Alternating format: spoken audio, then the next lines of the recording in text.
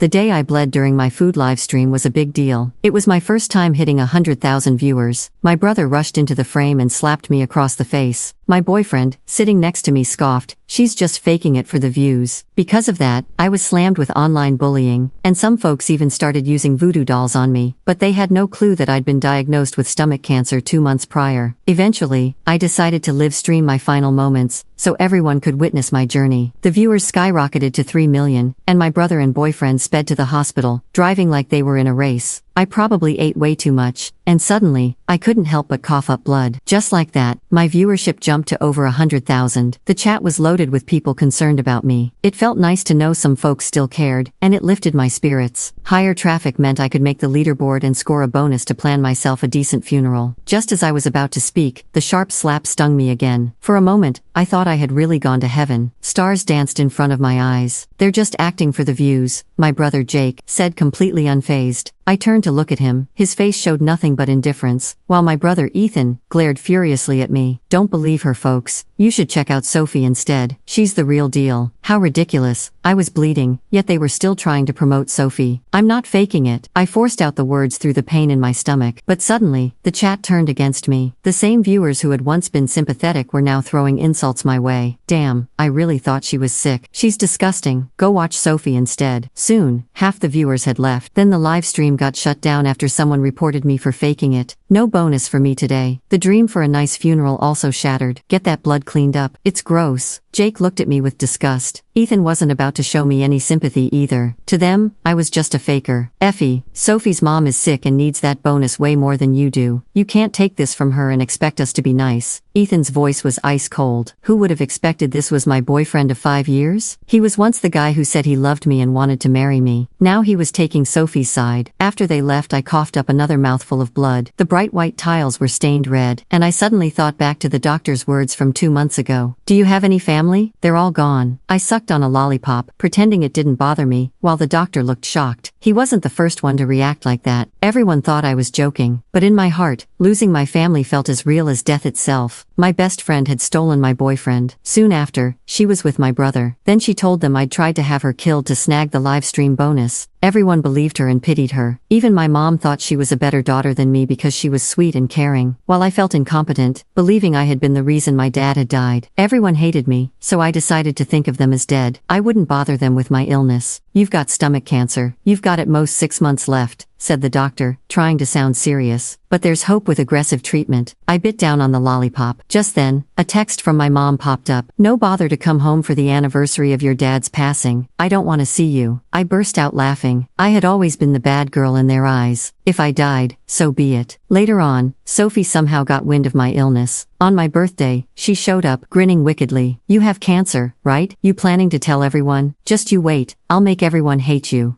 At dinner that night, she told everyone I'd faked my cancer diagnosis. She even showed them the fabricated medical document. Mom, Jake, and Ethan all swallowed it whole. Mom slapped me hard right then and there. Jake tossed aside the cake he bought for me. Ethan said, "You're disgusting." From then on, they all thought of me as a lying bitch. I tried to explain it was all a misunderstanding, but they wouldn't believe me. "Let's go out to eat." Ethan stormed back in. When he spotted the blood on the floor, his brow furrowed tightly. "Effie, can you stop pretending? It's only making us hate you more." I looked up at his handsome face, one I'd known forever. We had been close since we were kids, partners in crime. He once said, "I'll stay with you forever," yet now he'd chosen Sophie over me. In my room, they had been all over each other, and it made me sick. His excuse for cheating was a drunken mistake. "Ethan, let's break up." I wiped the blood from my lips and said it calmly. His eyes widened, rushing at me and grabbing my shoulders. "Is this about me interrupting your stream?" He snorted. "Effie, can't you be a little grateful? You've got a brother and me. You're from a well-off family, but Sophie has nothing, and her mom is sick." I forced a bitter smile. Happy? Jake hated me, Ethan cheated on me, and even if I told my mom I was sick, she wouldn't give me a dime. Was that happiness? "I'm breaking up with you." I kept speaking as the pain danced in my stomach again. The doctor said just last week that I couldn't keep binging, otherwise I'd end up dead in no time. But I needed the cash. Before I pass, I just wanted to make a little more money for a decent funeral. I wanted to leave this world in style since I hadn't lived right in it. This would be my final gift to myself. "Fine, you said it. Let's break up then." Ethan let go and walked out. Moments later, Sophie messaged me, LOL, your loved ones all hate you. How's it feel? I didn't respond, just took a screenshot. My gallery was loaded with our past messages. I hoped there'd be a day when the truth would shine through. I cleaned myself up and headed to my cozy little hub. Whenever I felt down, I would retreat here. Inside, I had a 10-year-old sister I'd adopted. Her name was Effie as well. She had my name, and I thought we were alike. She had been abandoned by her family. I adopted her because I saw myself in her. Effie, you're here. Check this. I got a perfect score on my report card. As soon as she saw me, she jumped into my arms. I ruffled her hair.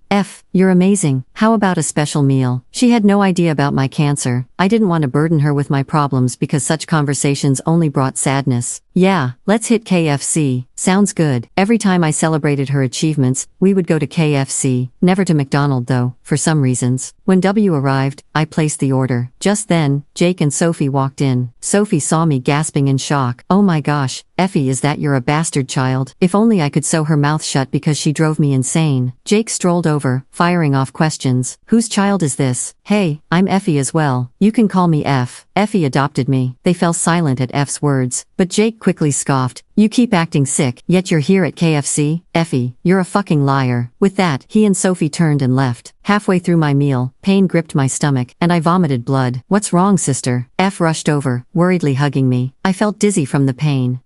I'm fine. Just then, Jake rushed in and checked on me. Funny, hadn't he thought I was faking all along? Next thing I knew, I woke up in a hospital room. As soon as I opened my eyes, I was slapped hard across the face again.